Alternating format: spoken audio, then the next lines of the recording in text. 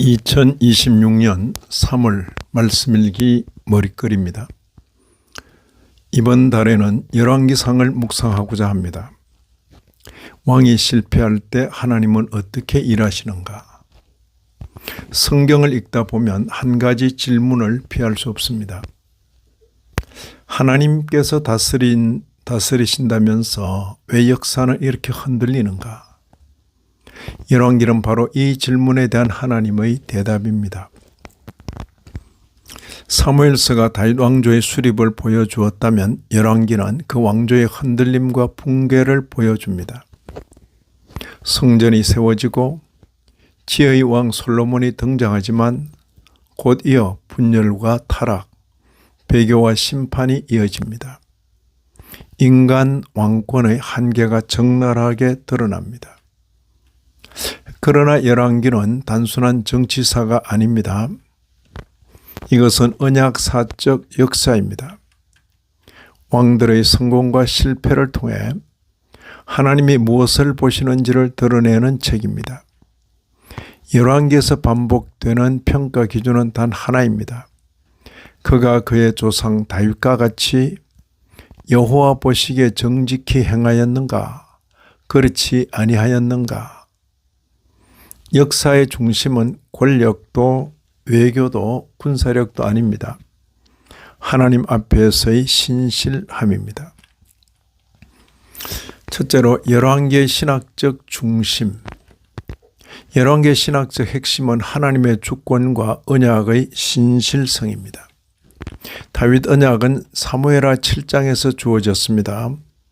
하나님은 다윗의 후손을 통해 왕위를 영원히 세우시겠다고 약속하셨습니다. 그러나 열왕기를 읽다 보면 이 약속이 무너지는 것처럼 보입니다.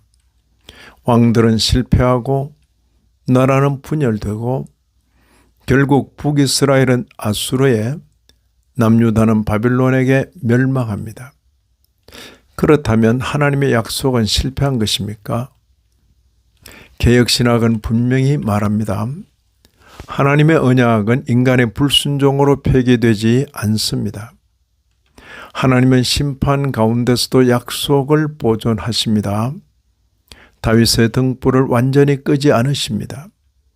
남은 자를 남기십니다.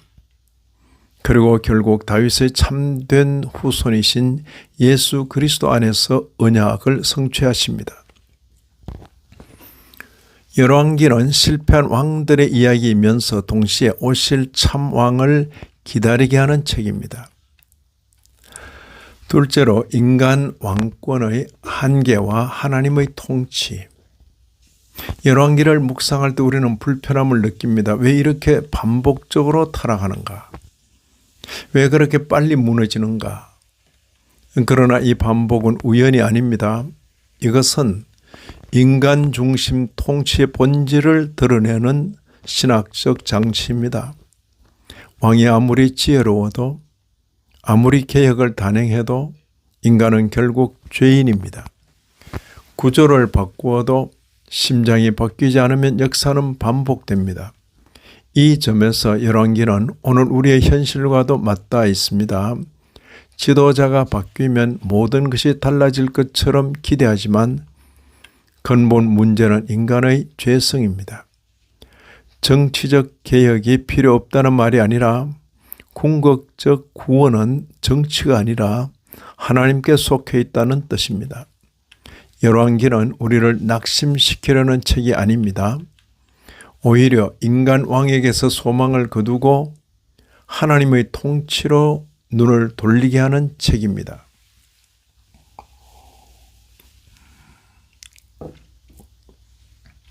셋째로 오늘 대한민국과 교회를 향한 물음입니다. 오늘 우리는 열왕기를 읽으며 자연스럽게 우리의 현실을 떠올리게 됩니다.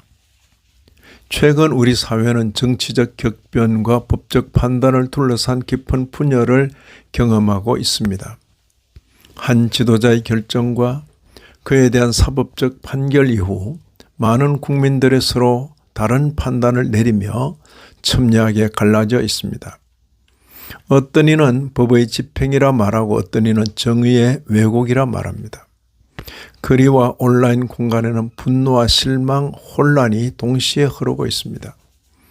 이 상황에서 우리는 질문하게 됩니다. 누가 옳은가? 라는 질문 이전에 하나님께서는 이 혼란 속에서 무엇을 보시는가? 라는 질문입니다. 열왕기는 우리에게 낯설지 않은 장면을 보여줍니다. 왕이 실패하고 나라가 분열되고 백성이 갈라집니다. 정치적 판단은 엇갈리고 역사는 흔들립니다. 그러나 열왕기가 반복하여 강조하는 것은 이것입니다. 역사의 중심은 인간 왕이 아니라 하나님의 통치라는 사실입니다. 하나님은 때로 왕을 세우시고 때로 왕을 낮추십니다. 때로는 한 나라를 찢으시기도 하십니다. 그러나 그 모든 과정 속에서도 하나님의 언약은 끊어지지 않습니다. 우리는 먼저 하나님 앞에서 자신을 돌아보아야 합니다. 우리는 권력을 신뢰하고 있습니까? 하나님을 신뢰하고 있습니까? 우리는 지도자를 통해 구원을 기대하고 있습니까? 아니면 하나님 나라를 기다리고 있습니까? 우리는 정의를 말하면서도 분노와 미움에 사로잡혀 있지는 않습니까? 열왕기는 정치적 편을 들지 않습니다. 대신 모든 왕을 동일한 기준으로 평가합니다. 여호와 보시기에 정직하였는가? 이 기준은 오늘 대한민국에도 동일하게 적용됩니다. 지도자에게도 판결을 내리는 이들에게도 그리고 그것을 바라보는 우리 모두에게도 교회는 어느 진영의 대변자가 되기 전에 하나님 나라의 백성으로 서 있어야 합니다. 정치적 의견은 다를 수 있습니다. 그러나 하나님이 역사를 주관하신다는 고백은 동일해야 합니다. 열왕기는 우리를 절망으로 몰아넣지 않습니다.